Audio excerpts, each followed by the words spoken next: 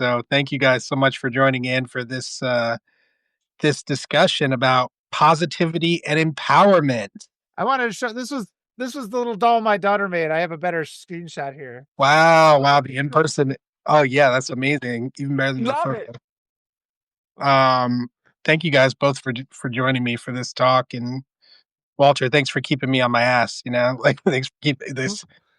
Thanks for keeping me going. I Oh, what's appreciate it. happening with your camera now there? We're getting you covered. Your face is Oh, covered up. There we go. so- One thing after another today. One battle after another. That's all right. All the people are here. Thank you, all you wonderful people. Hi, Bob. I see you, Kathy. All these wonderful people. very nice. All right. So, um, I'm just going to start us off a little bit as we're waiting for more people to join, and just talk a little bit um, about Margaret, our guest for today. So basically, I saw Margaret through live streams, I believe, and that's how I was introduced to her. And then you actually reached out to me, Margaret. Actually, no, that's right. You did actually reach out to me. You were very proactive. You reached out to me, you reached out to Walter, and you were like, listen, I want to be a part of what you guys are doing. I like what you're doing. And she wanted to communicate. And here we are. We made it happen months later because she is so booked doing her empowerment and positivity live streams and posts. And I've just been loving the messages that you've been putting out there. I find it to be rare for someone to be promoting positivity and empowerment at this time. I think that a lot of what we see is kind of doom and gloom. And when Walter was asking me, Margaret, about what I wanted to talk about during this live stream, of course, a lot of the news cycle stuff came up, like Venezuela or, like all the whatever political machinations that we're dealing with right now. But I was like, you know what? I really think that Margaret has spent so much time and care focusing on positivity and empowerment that I really want to focus on how you maintain that positivity and empowerment and that kind of through line of thought while all this chaos is happening all around us. You've been very consistent, and it's something that I really admire. So if you could just speak on that, I would love that. Well, I can tell you this. I have been through so much in my life, okay? And the only way I got through it is through my faith and through being positive. If I didn't have that, I wouldn't be alive today. So, this year has been a polarizing year for many of us. As we know, 637,000 Black women have lost their jobs due to these DEI cuts. Okay. I also lost my job because they are automating and instituting these systems to eliminate more jobs. So how are we supposed to survive all of these cuts that these things are making? You're destroying families. You're destroying communities. So what can I do to be the bridge to help people to get through all of these difficult times? Okay. Positivity, uplift people's spirits, uplift people's souls, and letting them know that there is still hope beyond all of these challenges and adversities. Mm, well said, well said. And that word hope there really resonates because I was recently told by a mentor of mine, a longtime mentor of mine, that I was organizing around hopelessness, which I don't think at all that I'm doing. uh, but um, but yeah, I was definitely told that, and I want to be cognizant of people's perceptions of that, because if that's what someone from the outside looking in, someone who's supported my work and whatnot, thinks that I'm doing, then that means that I'm doing it wrong. You know what I mean? So that means I need to make some changes, and part of it is starting right here in the new year with talking with you about positivity. And Walter, what are your reflections about my kind of reflections on positivity and empowerment Yeah. and whatnot in this white supremacist environment that we find ourselves in? Yeah. And first of all, Margaret, oh, thank you so much for being here. And I didn't realize how much I needed this talk. I was just like, as I was chatting with Will, I'm like, I suppose we should talk about Venezuela, and Will's just like, we need to be positive. I'm like, oh, thank you. It's just like, thank you for giving me permission to just be positive. And actually, I have independently, I've made a little bit of a switch. I started another newsletter called Rise Together, and I just want to in the morning, I just want to just spend a few minutes and do like a little podcast talking about my family for myself, just so it's like, and even then I'll do this podcast, I'll start talking about it and I'll start getting down. I'm like, no, no, no, this is the positive one. Got to switch back, think of the positive things. And Will, you're just realistic, it's not negative. And I've been thinking about it because there's a lot of times I was reflecting a lot on what you said in our year-end review, where that power of just having people listen to you. And I felt that too, where, I've said things like, all these wonderful educated people. I mean, people with PhDs. It's always amazing. Stephanie's here, and Bob, Dan is so accomplished. And it's such a privilege to me that they tune in and listen to me. And I'm very much used to people never listening to me too, where I frame everything as like a joke. It's a lot of being a comedian is just because, well, nobody's listening anyway. I'll make it a punchline and maybe they'll hear that. Maybe something will get in. And in talking with Will, I recognize, because you used to have a face that I haven't seen as much lately, but you did have a thing where if I wasn't hearing what you were saying, you'd kind of give me this little frustrated, like little shake of the head.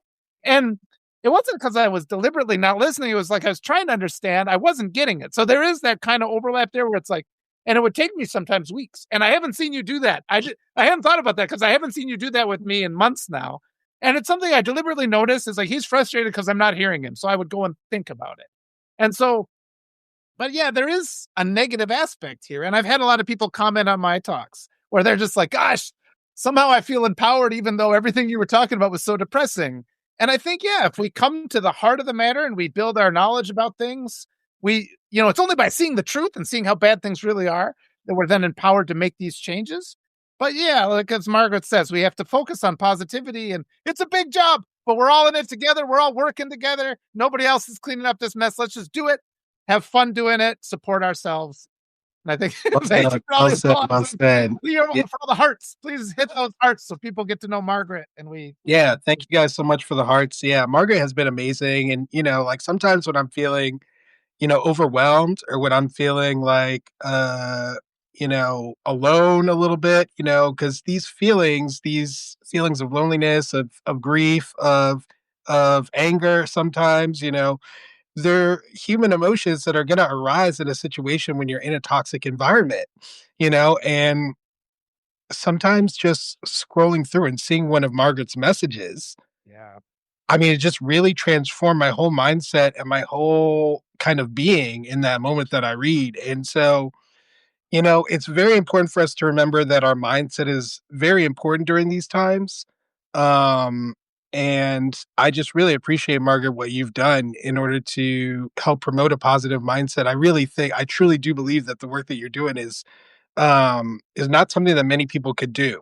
And so I just really, really want to give you your flowers for that. And why don't you tell us a little bit about what kind of your thoughts for the future of your work is, and where you see yourself going in 2026? Well, I just want to tell you, I struggle a lot with depression. Being here in Alaska, it could be 9 a.m. and I think it's 9 a.m. It's 9 p.m. And so, what can I do to uplift myself and lift others in the process? Some days I put more notes out than I do other days. So when I'm feeling blue, I'm gonna put something positive out because I figure somebody else is feeling blue too. So we uplift each other, right? And I'm working on some additional coaching certifications because I like building people up and helping people to see what their strengths is and how they can utilize them to reach their desired outcome. And by doing that, they can uplift others in the process. Yeah. Okay. And all the knowledge and skills that I have, what good is it if I can't pass it along to someone else to uplift someone else? And that's how I learn as well. Okay. Because we all have learned all these things, but if we don't utilize it, then it's useless. Okay. Yeah. What was the point? Exactly, exactly. So in saying that, I mean, I started this publication and I love it, but I'm not going to do this forever, okay? Because I realize that there are higher callings, okay, that I'm being called to do. This is just one step towards that goal, okay? And then we always have to be looking at the bigger picture. How can we utilize this to go even higher, okay? And Well, that's always my thought process. So I have been receiving messages from people, different opportunities, and it's good to be in this situation because I'm coming from a place where I was not valued, and coming here and seeing how Yeah. I'm able to make these differences in people's lives. Okay, well, how can I continue to raise the bar? How can I continue to uh the impact to increase that? We're already international, so how can we continue? Like the army, we have to continue conquer and continue to explore new lands Yeah. and bring more people together. And that's what yeah, we're all doing. And that's the reason why we're together here today. Yeah. that is 100% what brought us together here. Walter, you wanted to say something? Go ahead. Yeah, I was just gonna say that we kind of overlook that the sense of helplessness is by design, and I get kind of frustrated with people because it takes our power away. And they want us to make it seem like this is unavoidable. There's nothing we can do. It's already established. And I see so many people and this is the other thing where, oh, I'm glitching. I'm glitching. I hope I don't go That's away okay. entirely. You're We can back. hear you. But I see so many people and they think they're being responsible. They're saying the responsible thing. They're saying, "Oh, we should settle for this half victory instead of the complete victory." Sorry about the glitching. That's just really exciting. That's just special effect. And they think they're being responsible, so they settle for something, and then they set aside that willpower to stand for integrity and stand for what's right and the courage to do the right things. And yeah, the other thing is we don't have to look at the big things. We look at the little things. It's the everyday little victories, saying a nice word to somebody, correcting somebody if they say something that's inappropriate or racist or just unkind. All those little things are what add up. And they give us the power and they give us the encouragement to keep going on. Yeah, this is just awesome. I couldn't plan these special effects if I didn't do it. I Love gotta it. please subscribe so I can buy a new camera. Y'all, we need to get Walter a new camera. He's been writing this thing for years. Hasn't been working right full time. Come on now. But yeah, Okay. too lazy. Go ahead and talk. I could jiggle it, I guess. But yeah, so thank you guys both for your comments about that. You know, I think that part of the reason I get the feedback about hopelessness that I get and people see me sometimes as being pessimistic or negative, I think the reason for that is because of the context that I've chosen to deal with, which is race, and I unfortunately within the context of race, with so many millions of people being largely ignorant, I would say, of the subject matter itself, and not through generally any fault of their own, like, I mean, this is an environment that was created to make sure that people are inundated with misinformation, with disinformation, with narratives that have been pumped through our lands, through our education system, through our legal system, through our economic system, through our medical system, through all of our systems for generations now, with the foundation of extreme dehumanization. And that is what I'm fighting against. And, I think that um, that is a very scary thing for a lot of people. Just the idea that, first of all, that it exists at all, right? This generations long evil that I'm fighting, that it exists at all is scary to people. The depths of the evil that I'm fighting is scary to people. So then me just talking about it, right, and communicating about it then feels like I'm dragging people to hell, if you will, and I can understand why people feel that way. And I've thought of so many different ways to deal with that. And ultimately, I think that the best way that I can deal with it is to just try to get people to understand that I'm no different from them. I'm not doing this work because I somehow think that I'm some kind of savior or that I'm some kind of messiah or that I'm some kind of person who's like a genius who somehow can lord myself over others. I was indoctrinated into white supremacy just like everybody else. Okay, because I live in this country and because that's what this country does. And I don't have any guilt for that because I know that wasn't my fault. Okay. How do I not have guilt and how do I know it wasn't my fault? It's because I intentionally and purposefully took it upon myself to educate myself about this subject matter once I realized my own ignorance. So there was a moment of realization, a light bulb moment, if you will, many of which I've created for my students throughout the decades that I taught in K through 12 schools and in community college. And and I had one for myself, right? Where I realized, hey, I've been indoctrinated into this system. I was believing things about race that were not true. And I don't even know how many things I've believed that were not true, right? So I took it upon myself to self reflect, to investigate that question, to learn about the history of race and racism, and then to come up with a way to combat it. And ultimately, what I decided the best way to do that with at this point in time, and it may be anticlimactic for many of you, but it's to have conversations. Is to have conversations. You know, I see a lot of people lecturing. I see a lot of people preaching. Mm. I don't want to lecture. I don't want to preach. I want to talk to people, human to human level, laterally. All right. You know, I want people to join me on stage and sit down across from me and have a conversation. Strangers. Okay. And this is the work I've been doing these last, purposely and intentionally these last 5 years. I'm going to continue it and expand it as far as I can possibly go. And I hope that creating those human connections, throughout wherever I travel, wherever I go, will, spark a curiosity in people that maybe my journey can inspire people to self-reflect themselves, right? To learn themselves, to investigate and educate themselves. And it can also join people who already have done deconditioning work in the area of white supremacy to organize ourselves across state lines, across international boundaries and oceans. So that is what I'm looking for. That's what I'm trying to do. And I'm here with like you said, Margaret, I'm here with you guys because you guys are doing very similar kind of organizing work, bringing people together, empowering people.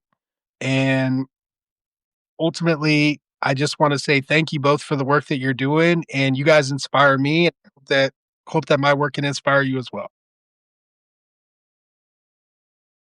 We are here together. And how can we come together and create even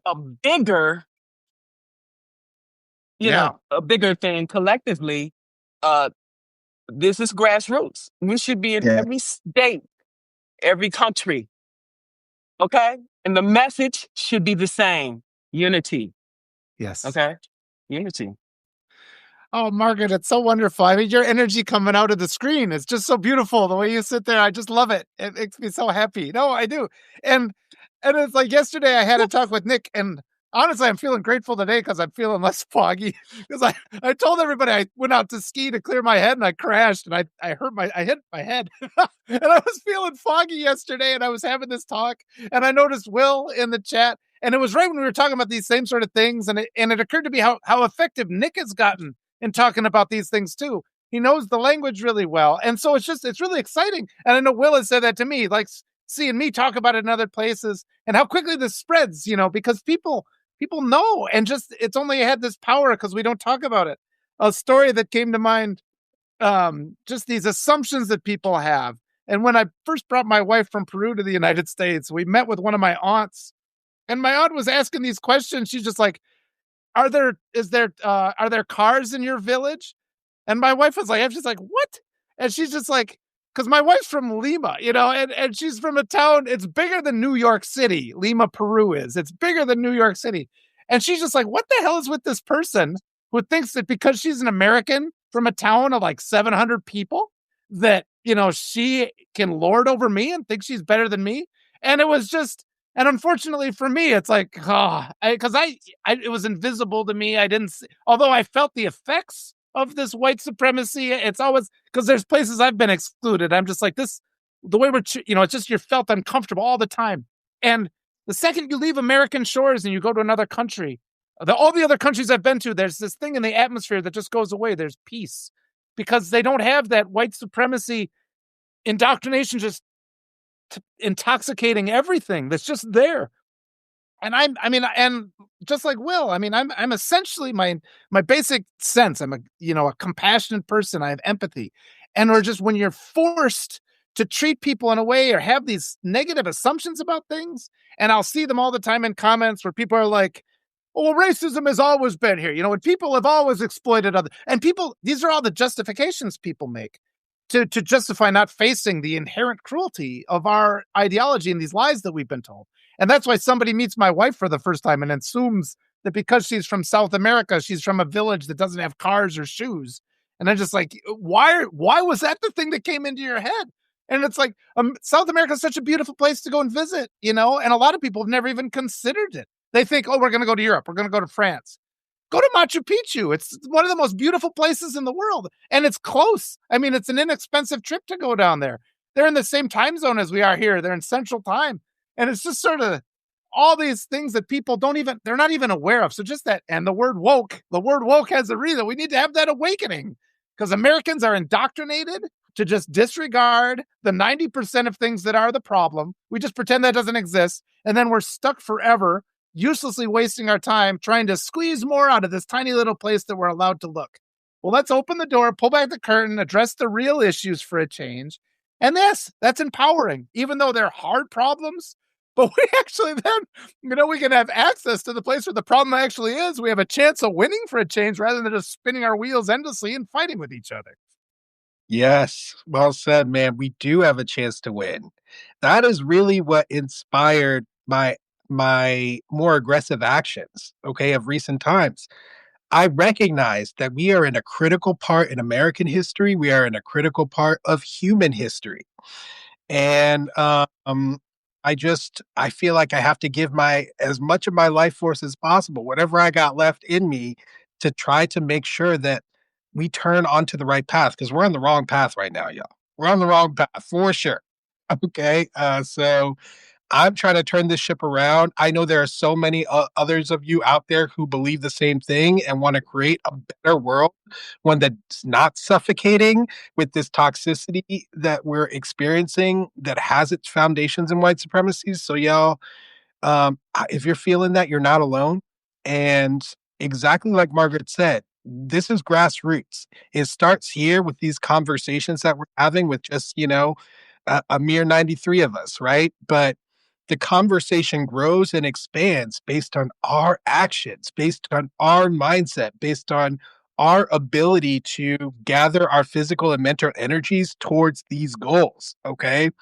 And that brings me back along to empowerment because one thing that you mentioned, Walter, and that's really empowering for me is to watch you and to watch Nick talk about white supremacy openly, unabashedly, with your audiences. Sorry, my internet seems to be messing up, It's but good. We hear you. openly, unabashedly with your audiences, unashamed, directly, not skirting the problem, and with a level of understanding that is deep but accessible. And when I see that happening and know that I played some role, Oh, you know, because Walter, you've told me that in the past that I played a role in helping you get there. And I know that Nick was a guest on my show, The Contraband Wagon. We talked about his evolution of race consciousness and we walked through his life and I got to share some of my stories too.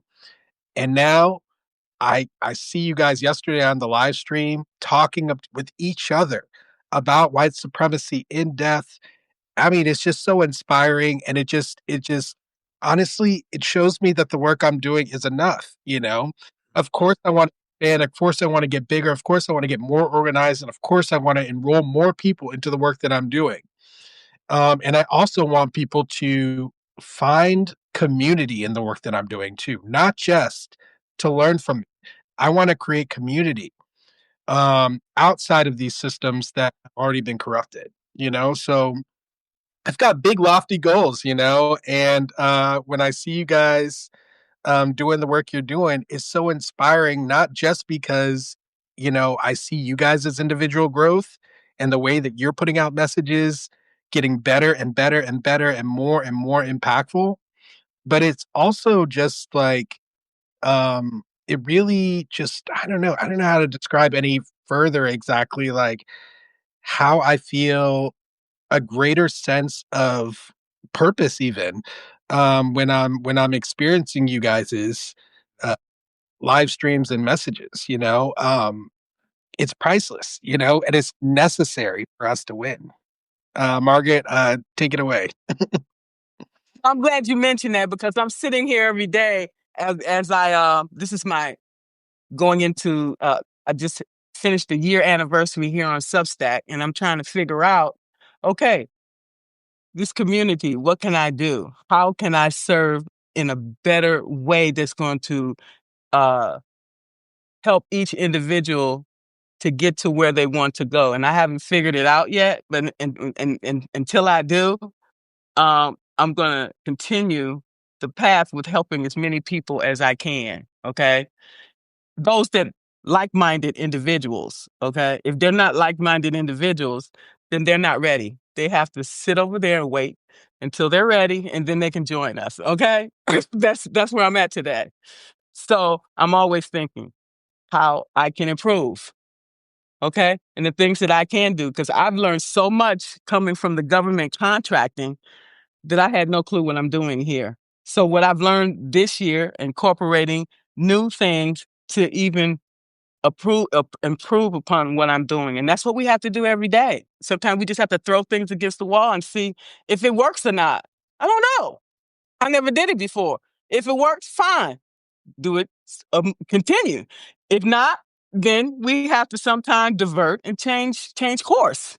We have to remain flexible and adaptable and do just that. Right? Mm, that's so important. I've been thinking about that a lot lately for myself. Walter, what about you? I'm just I think it's so important, these kind of conversations, we get that perspective from different angles. And that's one of the great things I've learned from you, Will. And it's just because you view white supremacy as something, and then there's times you're just like, well, I can't assume what they're thinking. And I'm like, well, I kind of got indoctrinated with it, but from a different kind of perspective. And I can make those assumptions and what the expectations are.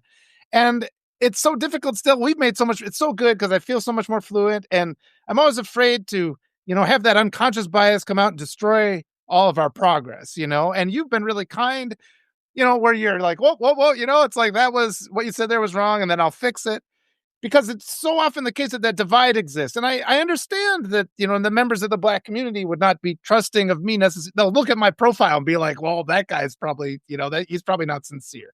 And so it's really important to learn. And especially I love platforming, Black women like Margaret, and just more of an audience, more of that perspective. I've learned so much from my wife, in all these years, her perspective being here, and she still has to tell me about it.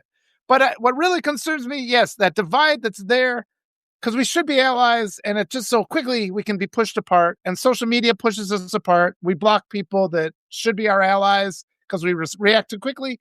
We got to, as Loretta Ross says, we have to look for those teachable moments. We have to call people in rather than push them out. And as Margaret says too, there are some that have to sit in the corner. That's there's the ones that blatantly come into the room and say, if they say my kids are subhuman, they're out. That's done. I'm not listening to that viewpoint. But there's so many more. And it's especially, I find it's especially among the Democrats, the conservative, like the establishment ones, who keep telling me I'm asking for too much. Oh, you shouldn't be asking for, that's not realistic. You're asking for too much. And they act like they're being the reasonable ones when all they're doing is conceding, And Margaret's theme of being hopeful and positive and daring to ask for the things we want is so big. But in 2026, I want to continue to see us, because I think Nick now is also more capable of reaching out to members of the Black community and have them not instantly reject him as he builds up his authenticity, or people recognize he's sincere. And I'm going to continue to do that. And so that more and more people see these groups and we can trust each other, because the white community and the Black community don't trust each other. That's the fact. And that's what has to be fixed. And it doesn't take much. It takes these lives. And as Will says, it takes these conversations because we realize, oh, we do want this. We understand each other. We can learn these things. We can gently be taught the things that we're saying that are insensitive and then stop doing that and be reminded and be put on the path again. We have support groups for alcoholism. We can have support groups for white supremacy too, for the people who sincerely want to be better. And it should be a joyous, powerful thing because the more you advance, then you transform from being the student to being a mentor for somebody else. It spreads quickly. We're seeing that happen already. We've got 2 or 3 people doing it. If we have 6 next year, it'll have been doubled. It'll be that much better. And so, but I think it'll be bigger than that. I think we'll have hundreds. I think we'll have hundreds by the end of the month. All the people here watching can be part of this movement too.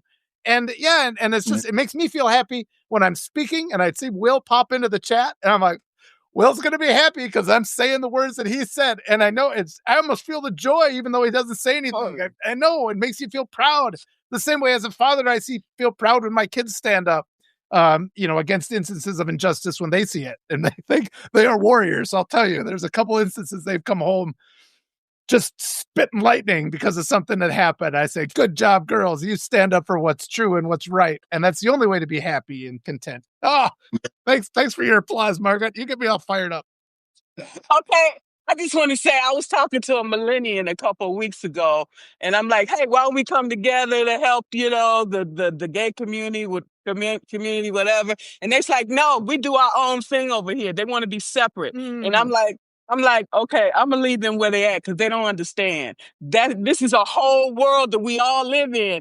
Our concerns is the same as the white community, the gay community, whoever community. All of these things affect us. And you want to separate and go over there by yourself? Nope. Go over there by yourself. What can you learn from being over there by yourself? Okay, you stay over there, and when you wake up. I didn't say this to the person, but when you wake up and you realize where your bread is buttered, you can come back over here. Okay. Yeah. This is the mentality of people. We can't stay separate and be successful in the world. We have to come together as one. Yes. Unity. Exactly like you said, we do need to come together as one. And unfortunately, the reality of our interdependence has become somewhat of a mythology to many people, but the fact of the matter is we're human beings and we are connected, whether we want to be or not. Okay. Whether we want to act like we are or not, the truth is we're connected. And if you just start reflecting on it, even for a moment, it's impossible to deny. And so, yeah, I mean, 2026 for me is a time of leveraging that connect, in every possible way that I possibly can, because our enemy has done so. Our enemy, our enemy has leveraged community through fear, right? And through toxicity, but like they have leveraged a way of getting people to join together and act together based on shared beliefs. We have not done that on our side. And that is why we haven't made the same kind of, huge progress that we're seeing them make. So it's gotta start somewhere, like I don't think that I can be such a leader, people have never looked at me as somebody who could actually lead a movement throughout my life, even though I've been put in leadership positions many, many times. It has not really worked out. But what I know that I can do is I can bring people into the fold. I can bring people together. I can bring people together so someone else can lead. And that's perfectly fine for me. Like I don't have to be. You know, I'm a revolutionary in the in the most bare bones sense of the word. Okay, I am interested in change, in making positive change for this world. How it happens is very important to me because I want it to be done in a way that is moral, in a way that reflects the world that I want to work towards, and in a way that rejects the evil and the toxicity that is within our current world. So the manner in which I go about it is very meaningful. That's why I kind of honed in on conversation, y'all. because Yeah. what's more human than communication? Yeah. What's so human than talking to each other, right? And we see it all the time in so many different contexts that people, they think they're so different than the people around them. They think that they're the only one going through something, or they think that no one can understand them, or they think Yeah. no one cares about them, or all of these different stories that we tell ourselves.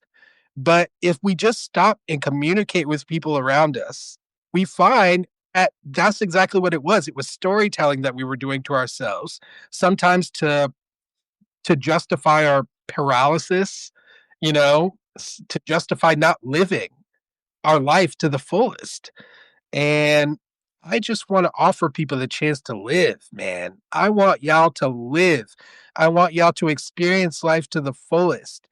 And there is a big barrier between you living your life to the fullest and where most people are at now. And that barrier, in my opinion, is white supremacy. Yes. And I want to deal a critical blow to it, and I can only do it with y'all's help. And y'all are doing everything that you need to be doing just by being here and being part of this conversation that we're having right now. Honestly, that is enough. Okay. And I want y'all to remember that that is enough.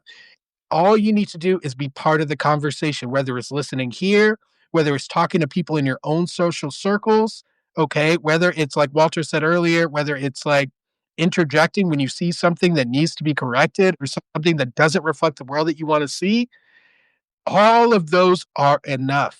Okay. Y'all don't need to transform everybody.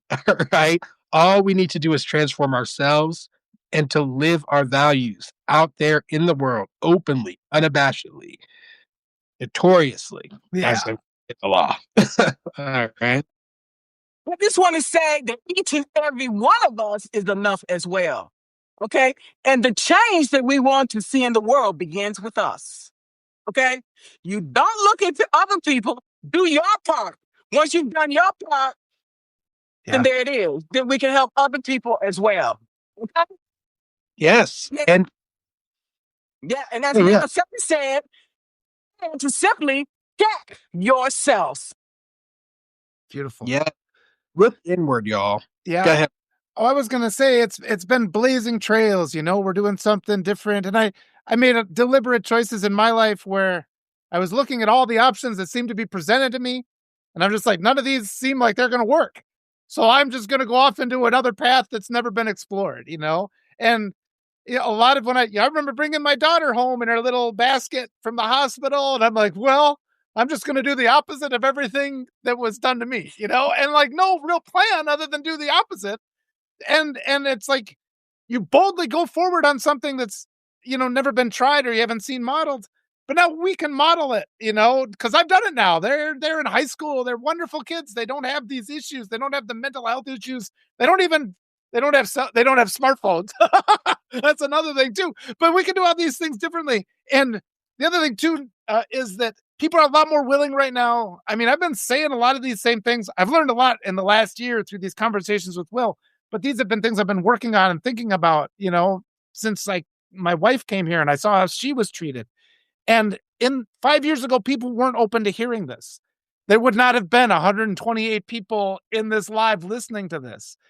What's happened is white supremacy can only live if it's ignored, if it's in that blind spot. It's like the transgressions of the father that we're just not allowed to talk about. They're only allowed to survive if we don't direct our attention to them. If we don't have the disclosure or the exploration, whatever the legal term is, you're like, this and this and this happened. What do you got to say for yourself? Then it collapses. And they have overstepped. The white supremacists have overstepped. And I've been telling everybody, we got to stop calling them fascists like that's an external thing, like this came from somewhere else. This isn't an aberration. This is the system. This is not the system acting or breaking down. This is how it was designed to act. The gatekeepers allow the evil people through and they block the compassionate ones. That's the system that exists. And so when they say, oh, we're not fascists, they're actually speaking the truth. They're the Confederacy. They're the KKK. They are homegrown American evil that's been in this country since the beginning. And the one thing they can't afford is to be exposed as such, to have us pay attention to that. And that's why they fight so hard to not let us teach about real history. That's why they talk about black crime, but they never talk about white on white crime. I just wrote a semi-satirical article where I'm apologizing on behalf of all white people in answer to JD Vance's comment. Like, we shouldn't, like, oh, I actually think we should apologize. How about that? I'm sorry because of all the evil that white people have done. I think we need to be held accountable for that.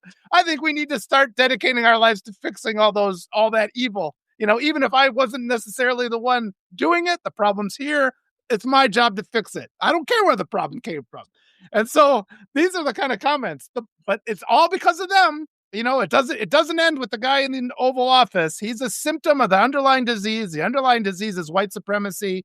And if we just start talking, because people are reluctant to talk about it, people are conditioned not to talk about it. They're conditioned to disregard it and look at all these other problems instead. Well, what about this? What about that? And even good people. And so that's really where we need to appeal first, is the good people to have this inclination to say, well, racism's always been there and people have always treated each other bad and people are going to do what they want to do for profit.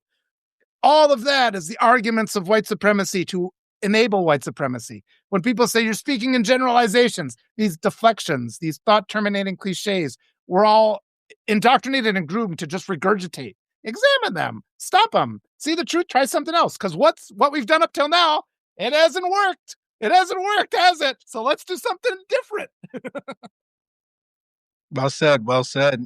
And it's a time for all of us to reflect on what our values are. What's the foundation of our actions? And I think that a lot of people have been skirting by without actually reflecting on what those are. And for me, it's truth. I value truth. I value life. I value protecting and creating an environment where life can flourish, y'all.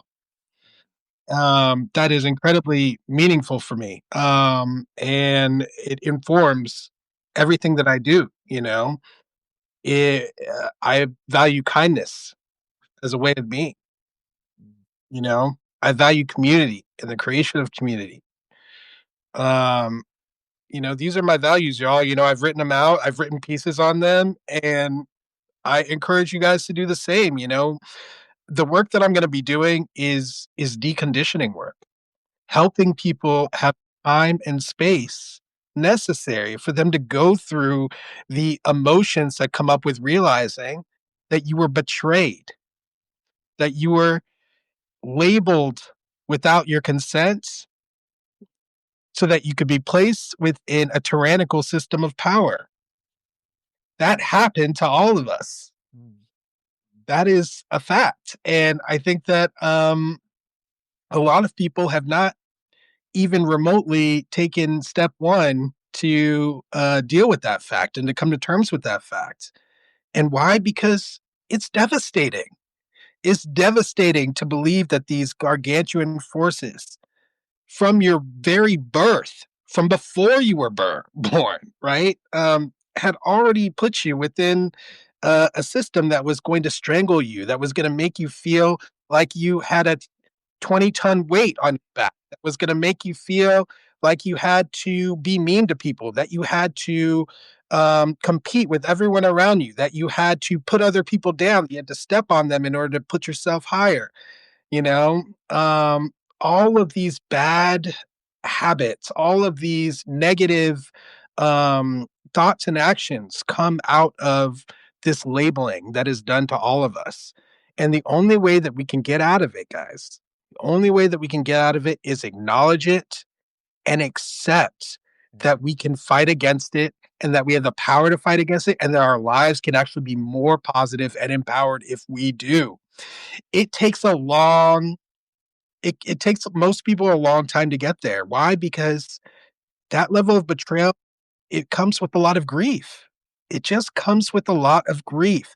You have to give yourself a chance and space to grieve. And where does that chance and space exist right now? Almost nowhere. Almost nowhere. Can you go to church and get it? Not most people. Not most people. In fact, many pastors and preachers are preaching white supremacy from the pulpit. Mhm. So no, you're not going to get it a lot in churches. Are you going to get it at home? A lot of people are not going to get it at home because the people who would give it to them, their parents, their uncles, their aunts, a lot of them have also been indoctrinated and haven't been deconditioned. So therefore, you're just going to get whatever they got, you know?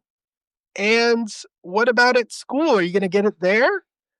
Well, you're going to get it there because teachers are afraid. Why? Because states have passed laws to make sure that we only teach about race in a very narrow, limited way, a way that's never going to give you the time and space to deal with the betrayal you've experienced. In fact, it may not even give you a chance to even learn about that betrayal.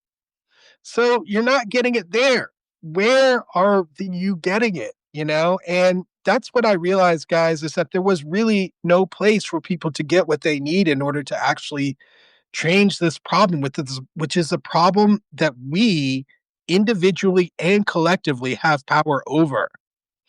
We need to reclaim that power that we have, okay, that we've given away without even our knowledge. Mm. And that is the work I'm doing, is to help people reclaim that. And it starts very simply with the conversation and reflection, guided reflection, so people can think about how white supremacy has impacted their life, how it has impacted their life, where they can grieve the negative consequences of that, Mm. and where they can begin to then, and only then, can they begin to see a possibility for a better future. So it's a process, y'all. And I want y'all to be patient with each other and with yourselves, okay? Because no one's gonna get it right on the first time. There needs to be room for mistakes, and there needs to be room for Mm. people to be upset, and that's perfectly fine. It's so human, y'all, Mhm. okay, that we cannot shut that aspect of this process down. It's a critical part of deconditioning ourselves, is to go through those emotions. I went through it. I went through deep depression. I went through, just feeling like I was grasping in the dark because I was lied to at such a fundamental, deep level, that Yeah. that it's mind blowing, right? And so, yeah, everyone needs time and space to deal with that, and there's nothing more empowering than walking into a space feeling betrayed and realize that there's a space there waiting for you to actually deal with that betrayal. That shows care. That shows kindness. That is the first step to developing community for something that people have no idea there's a community for them to join. Yes, guys, we're here. Me, Walter, Margaret, and many others. We are here, and we've rejected white supremacy, and we're doing it vocally. We're doing it intentionally, purposefully, and you guys, you can join us. All right. You don't Mm. have to accept the world as it is. Okay. You can join us and try to create a better world, which all of us are doing day by day, simply by creating conversations and much more in our future. As Margaret said, we're going big. We're going as far as we possibly can. So thank you guys so much for tuning in and listening to us and supporting us. 153, 154 viewers right now, and It's great. we appreciate you guys' support. Please, if you haven't subscribed to Margaret, please go ahead and subscribe to her, because her Substack is so inspiring and empowering, guys. And you're just gonna be on your Substack feed with all the chaos and stuff that's going on. You're gonna read her message. It's just gonna fill your heart. And it's just gonna fill your spirit. It's just gonna fill you up. And you're gonna feel like you can do whatever you need to do. All right. So if that's something you want, is that something you value, then go ahead and click that subscribe. Thank you so much. I appreciate each and every one of you guys. Walter, I am in awe of you, and I listening to you and watch your videos and your articles, and I see resonance in our messaging, all three of us, and we listening to each other, and I like, yeah, they got that, and I appreciate and love you guys so much, and for getting together today. Much love. This, this has been so lovely. I love you, Margaret. Your energy, it just makes me happy just having you be here. I guess I just want to ask, what are the we want to talk about positivity. Maybe are there any other positivity tips in the light of all this that come to mind? I don't mean to put you on the spot, but how do we keep going on? How do we keep going forward? Leave us with some hopeful thoughts and empowering thoughts. I give you the opportunity. Well, we just continue. I traveled the world. And when I see, whether it was Iraq, Turkey, wherever, we all are more the same than we are different. And you realize that when you travel around the world, we have a lot of the same concerns. So why not come together to figure out how we can resolve these issues within our home, within our community, by opening up and sharing these stories. We allow each other to heal and to elevate ourselves to higher levels of consciousness. Woohoo! I think Yeah. she did it all right there. I've experienced that on Substack. I wrote an article about racism in the medical context and what happened.